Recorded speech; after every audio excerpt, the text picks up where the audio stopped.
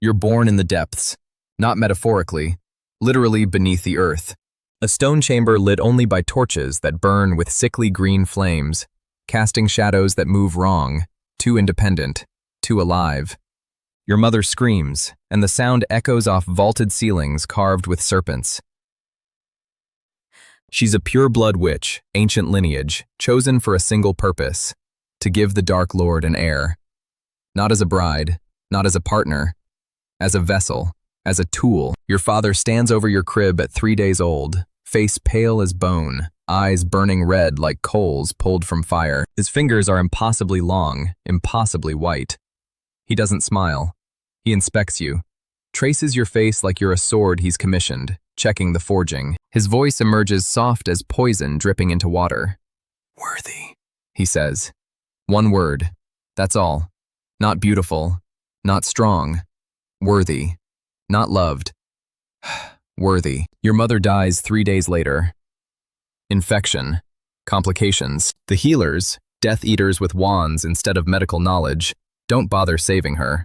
She served her purpose. The Dark Lord doesn't waste resources on the used. You become the ward of shadows and stone.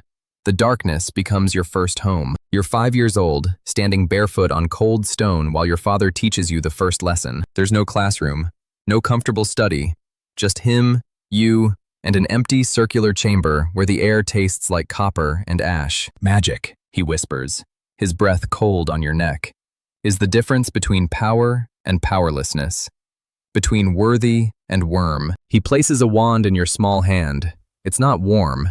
It pulses, like it has its own heartbeat. "Show me your will, boy." No, he points toward a stone pillar carved with ancient runes.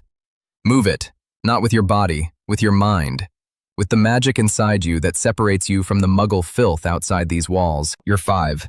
You don't understand most of his words, but you understand the expectation. The blade hidden beneath every syllable. Your small hand shakes. The wand trembles. Then something happens. A flicker of red light, barely visible, like a spark escaping a dying fire. It's not enough to move stone, but it's enough. Your father laughs, a sound like ice cracking on a frozen lake. "You see?" he says, kneeling to look directly into your eyes. His red eyes burn. That spark, that refusal to be weak, that's what makes you my son. Not blood, not name. Will. He stands, robes billowing despite no wind. 1,000 wizards could study magic for 100 years and never achieve what you just did. Because they lack what you possess. He leans close. The will to be feared. You begin to understand. This is not a world of love. This is a world of dominion. And you are being forged into a weapon. You're 10 now, and the manor has become your entire universe. Stone corridors lit by those green-flamed torches. Chambers where Death Eaters gather in black robes and silver masks. Libraries filled with books bound in materials you try not to think about. Your father trains you in the arts of command. How to speak so that others obey. How to stand so that others fear. How to look at someone and make them understand that their life is in your hands.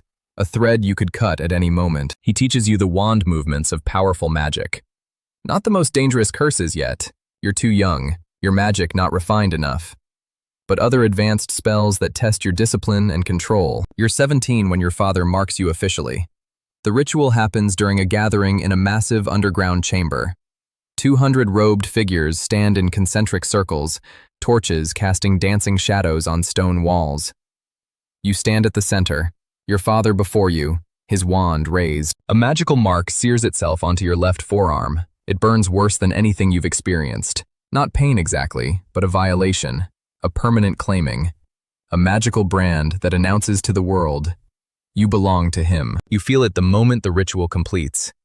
A connection, a chain, a tether from your soul to his. Now he can summon you. Now he always knows where you are. Now you're bound by magic older than your own will. The gathered followers bow, and you realize you're crying. Not from pain, from something else. Something like relief, or something like surrender. You can no longer distinguish between the two. You're 18, and your first real assignment comes. Your father expects you to prove your loyalty, to cross the line from heir to unquestioning follower. You spend weeks observing your target. You discover he has a family, that he's not the monster you were taught to expect. He's simply someone living through a war he never chose. Standing alone afterward, you realize something inside you has changed forever. Not suddenly, quietly. Like a crack spreading through glass that had been under pressure for years, your father is satisfied with your obedience.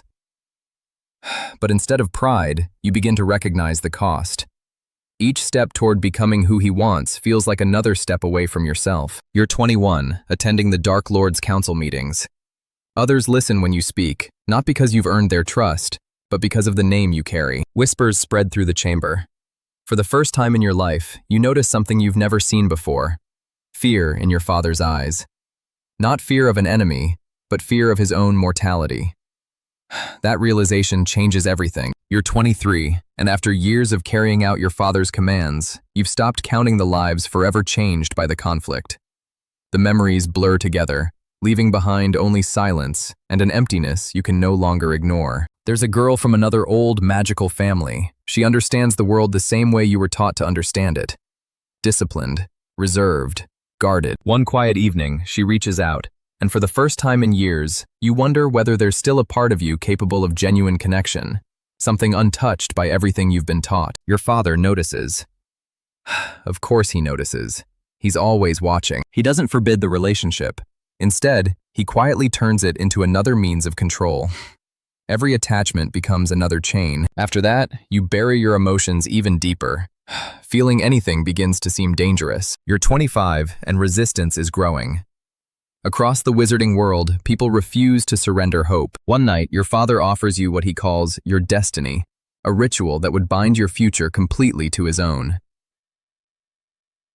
Accepting would mean surrendering the last piece of yourself, becoming an extension of another person's will instead of your own. I won't do it, you whisper. For the first time in your life, you choose your own will instead of his. You leave that night with no destination, only the certainty that you can no longer live as the person you were shaped to become. For months, you survive in abandoned safe houses and forgotten places, always moving, always looking over your shoulder. Even after escaping, your father's voice still echoes in your mind. Every decision becomes a battle between who you were taught to be and who you are trying to become. At 26, in a quiet London pub, you finally meet Harry Potter, the man your father feared most. For the first time, someone looks at you not as a weapon or an heir, but as a person carrying impossible burdens. Your hand trembles before slowly lowering your wand. For the first time, you choose trust over fear. There may not be enough left to erase the past, you say quietly. But there is enough left to choose what comes next. You're 27 now, and your father is dead. When it happened, when the final confrontation ended, you felt it through the dark mark. A burning, a tearing, a sudden silence where there had always been screaming. You're free. But freedom, you discover, is its own kind of darkness. Because now you have to live with what you've done. Now you have to find yourself underneath all the training. Now you have to answer the question your father never wanted you to ask. Who am I without him? The war is ending. Hogwarts stands half destroyed.